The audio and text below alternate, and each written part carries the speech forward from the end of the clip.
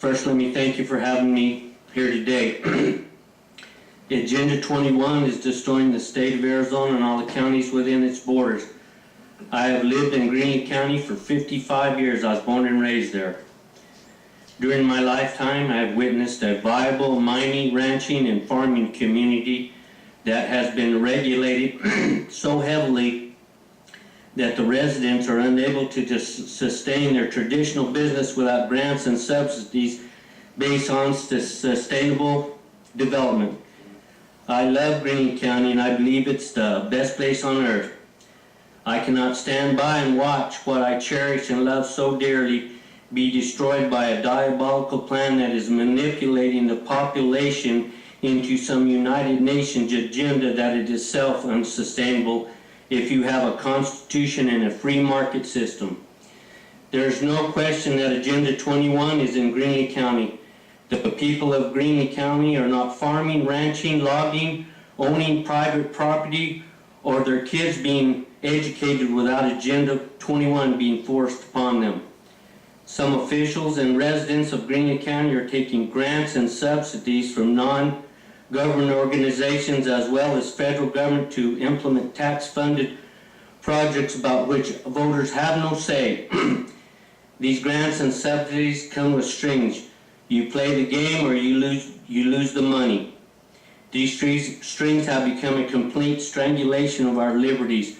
Agenda 21 advocates an end to national sovereignty, abolition of private property, restructure of the family unit, increasing limitations and restrictions on mobility and individual opportunities, and abandonment of the constitutional protection of our inalienable rights as described in the Declaration of Independence. I will cover some topics here today that have deep roots in freedom and liberty that have been deliberately and systematically regulated into a fascist and communistic collective soft takeover of the last 25 years under the illusion of sustainability and environmentalism. These actions and programs affect the health, safety, welfare, and prosperity of the people. One of the things in Agenda 21 that really strikes me when you read it real good is that the property rights of the people are going to have to be surrendered to the collective. To me, that's socialism.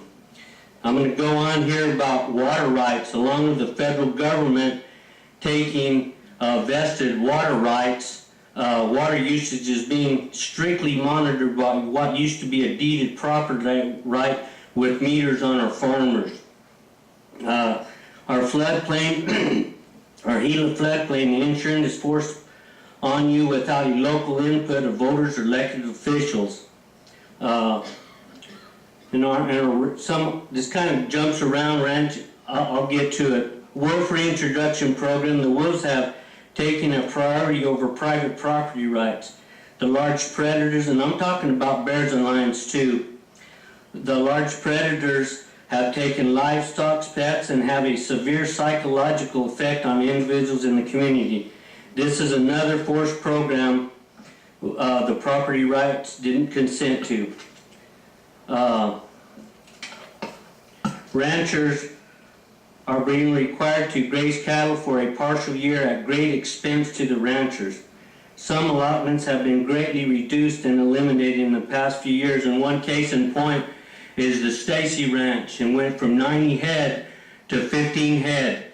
That's not even a good hobby when all the expenses that go to it. My personal part, I own a ranch too that's on the Forest Service. 6.5 miles of the creek with my water rights on it is no longer available to me. We went from 130 head to 58 head some 40 years ago, even before this, but I'm dealing with these. We had 5,000 to 6,000 head of cattle in the northern part of the county at one time. Now we're down to about 1,000 to 1,500 head. These allotments are being cut due to the environmental assessments and acts of Congress that have been misinterpreted and misapplied that weaken the private property rights. Endangered species and other acts of Congress have weakened property rights and the full use of their property. conservation non-government organizations are attempting to contract conservation easements with local farmers and ranchers. They have been successful in some areas along the Gila River and the San Francisco River. Conservation easements seriously restrict property use and the fullest enjoyment to the owner. Well, a couple of them we got is the Gila Watershed Partnership and Friends of the Frisco. And let me make it clear, a lot of these people are my locals. They mean well. They're good people. I don't think that some of their actions are conducive to property rights, and I'd like to educate people on that. And another thing I want to mention at this time is, this is these people's property, and they can do as they please. What I want to do is educate them a little bit better so that they can make an informed decision before they take this money, grant, loan, whatever it is, and put that into a conservation easement. And right now, too, I'd like to say I love clean water and I love clean air. I like to jump off my horse at Eagle Creek and get a drink of water right out of it. It's a good thing. But these objectives of these acts, they've been achieved. We have the cleanest air and the cleanest water in the last 30 years than we've ever had, and we don't need to take more property rights or any over these issues. Non-government organizations, the Sierra Club and the Defenders of Wildlife and those kind of people, they get you a grant or loan, and you agree to a conservation easement and put your property rights into the NGO's control.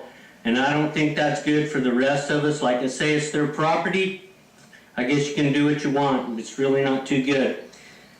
Our planning and zoning in Greenlee County, I've looked at it, and as far as I can tell, it's pretty good. But luckily, Greenlee County is not associated with the American Planning Association, and I hope to keep it that way.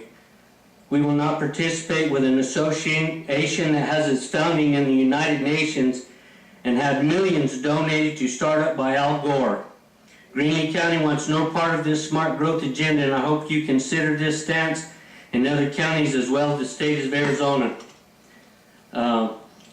The timber industry here.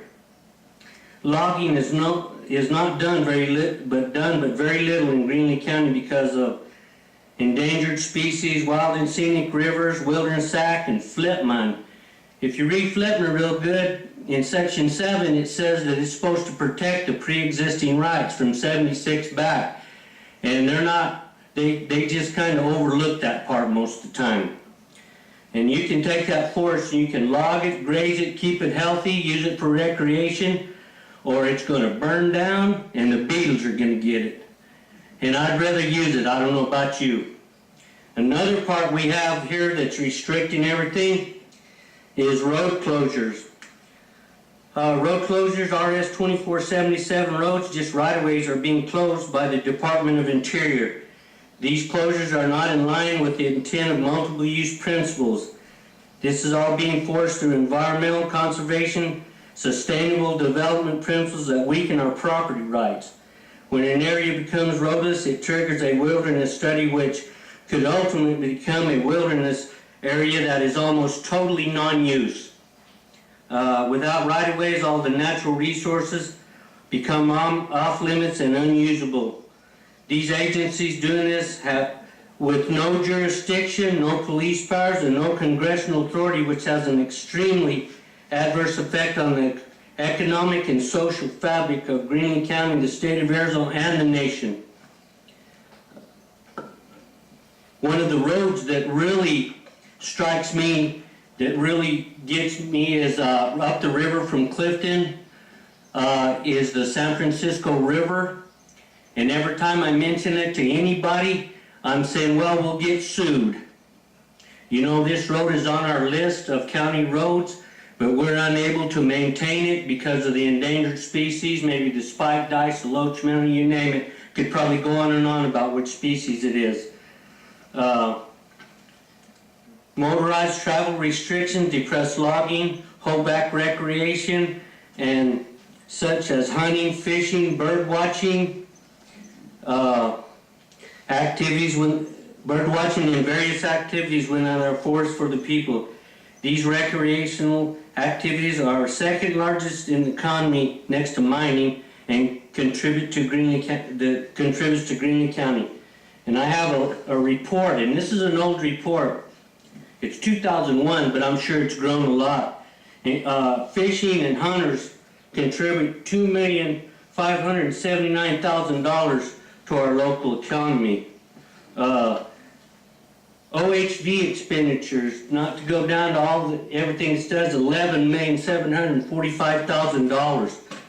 You know, that's a big thing in our county when mining's a big thing. The Washington Post article by Tom Kenworthy, and this is 1998. It's pretty old, I know that, but although copper mining dominates the economy of Greenlee County, home to the ranchers, federal timber sales receipts were also an important revenue source until the Mexican spotted owl crisis, which slashed receipts from an average of about $600,000 a year to just $67,000 2 years ago. A new half-cent sales tax took up the shortfall. I wasn't even involved then. I was going crazy then. But FMI is our mine up there is about 20% of the state economy. If these things go through, you know, we're going to be losing a lot. That mine is a good part of this whole state. Everybody here in this room is going to be affected if Freeport was to go down. We have a $1.6 billion construction going on as we speak right now that's going to help everybody out. They buy stuff from all over this nation. We have to deal with MSHA. They come in. I worked in the mine for 36 years, and I was the electrician leading them around. When they come into our mine, we're scared to death because they can literally shut that mine down, and it's not right. Another thing that the Migratory Bird Act, they have cannons down there. They try to keep them birds off. They do everything they can. No telling how many people they've employed tried to keep them birds off. One of them lands in that tailings pond, and the rumor has it, it's thousands. It's rumored it's $30,000 a bird. Now, in a good times like right now, that doesn't mean much when you're making billions of dollars, but it could be the difference of a whole 100 of them was to land there at $30,000 a piece. That could shut the mine down on bad times. But that's about it. I got to say that, except this conclusion.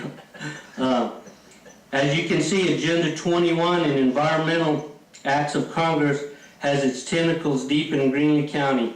It is a web of deceit and illusion disguised as environmentalism, forest management, water conservation, plan development, and other names. But what is it really? It is a control of money and power. They want what we have. As an elected supervisor of Greenlee County, I cannot and will not support any Agenda 21 policies. The people of Greenlee County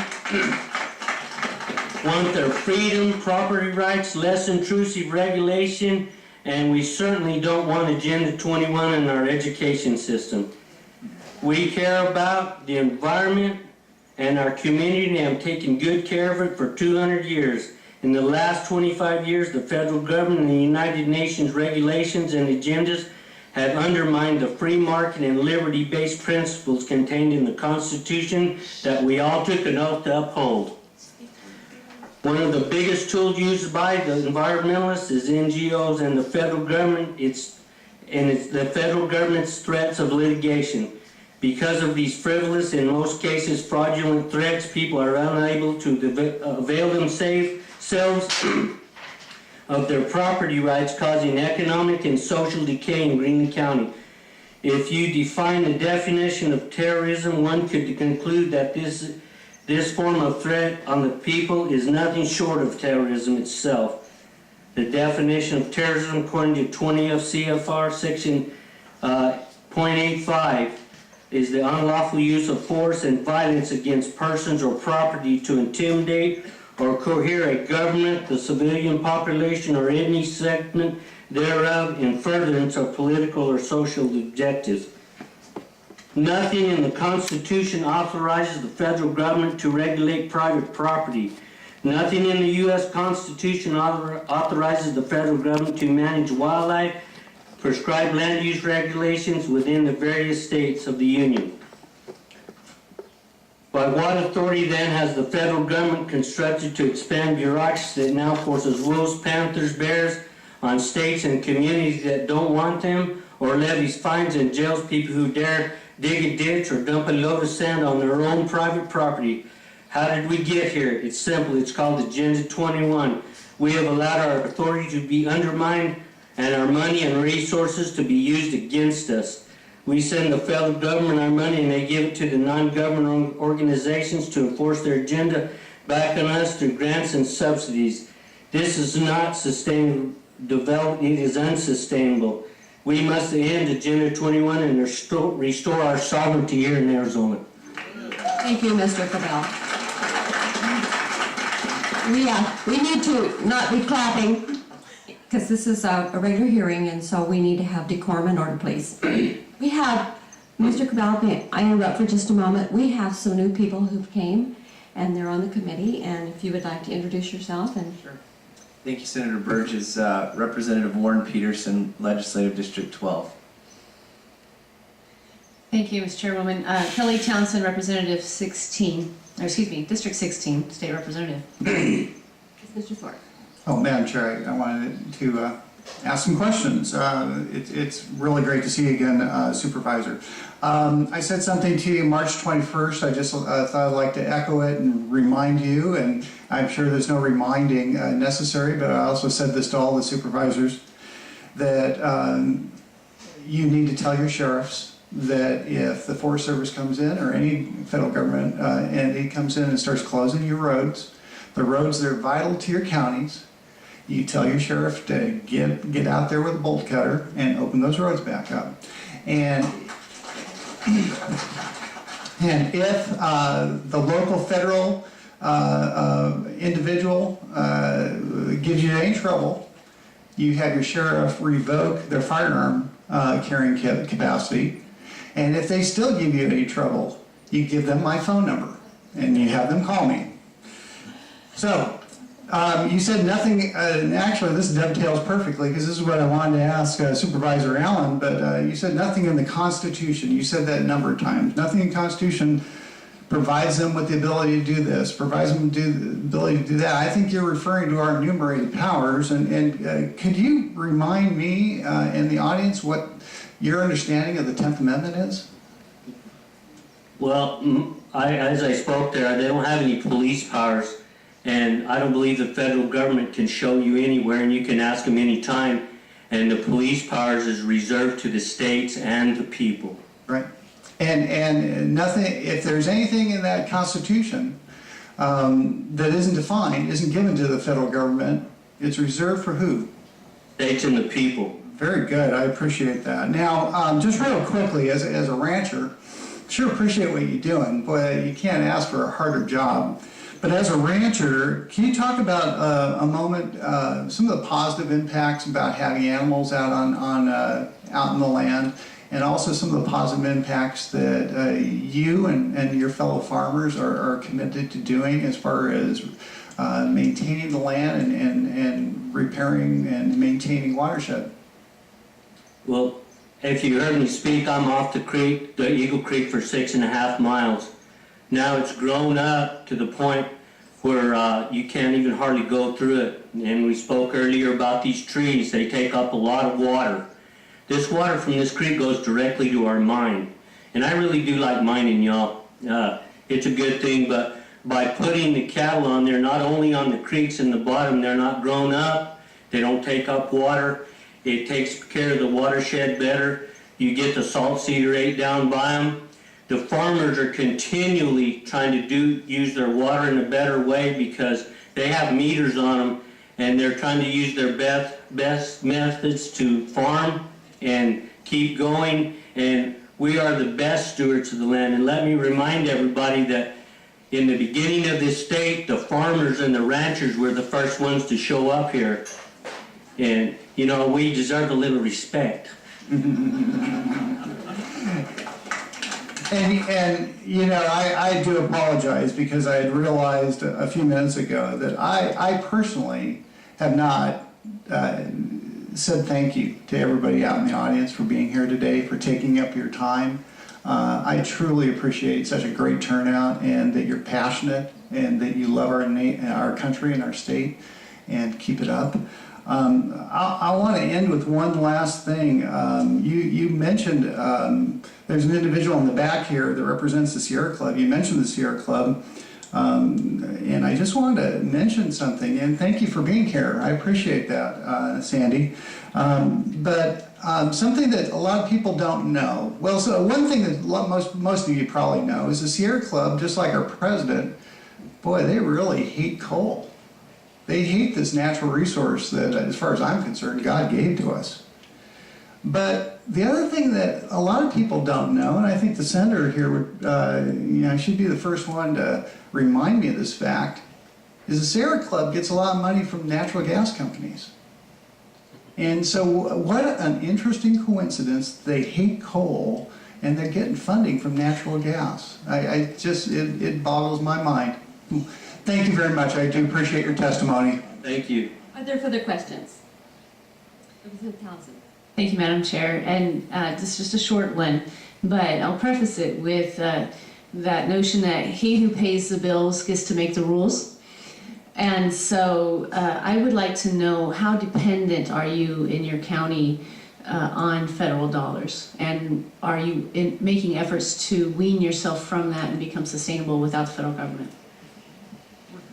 Now, I've been there about 3 months. I can't speak to you about the specifics about that. I wish I could, and I'm really not prepared. We take a lot of like your PELT money and your HERF money and all that from your roads, and if we don't get it, we're done, because our severance tax from our mine, which is huge, goes directly to the state, and it's divided among the counties, by capita. So I guess the biggest county gets the biggest share.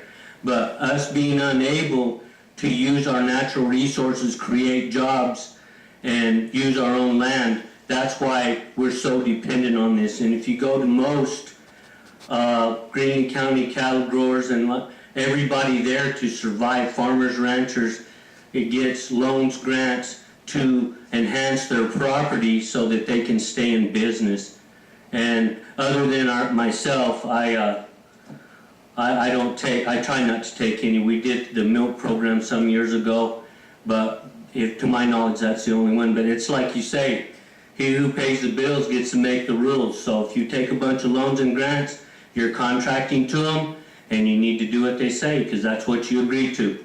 Thank you, and Madam Chair, I just want to recommend all of our states to keep this in mind as the foundation as we move forward. If we were going to try and fight this issue, we can do nothing until we wean ourselves. And so I know there's certain mandates, but going forward, and I said on the floor, and I'll say it again today, the United States is a sovereign nation, and Arizona is a sovereign state. And in order to exert that, we need to not be taking dollars whenever possible from the federal government. So we have to remove that need. Thank you so much for saying that. Yeah. Yes. Madam Chair, just a reminder, and I think I'm with several others, we have 11:30s. We will move right along. I see you have several other witnesses, and I know I've been as guilty as anybody up here, but so that we make sure we hear from everyone. To that point, we all have to remember that ultimately the taxpayers are the ones who pay the bills. They pay the federal bills, they pay the state bills, they pay the local bills. So we always have to keep the taxpayer at the heart of what we're doing and be good stewards of the taxpayers' money. Absolutely. And we all raised our hand and swore to protect the citizens of the state of Arizona and our nation under the Constitution of the United States of America, which is the supreme power of the land. Thank you, Mr. Corbell. Thank you very much for letting me speak. I appreciate it a lot. And I just wanted to mention that many of our members have other meetings, so they're kind of in and out. Mr. Lewis.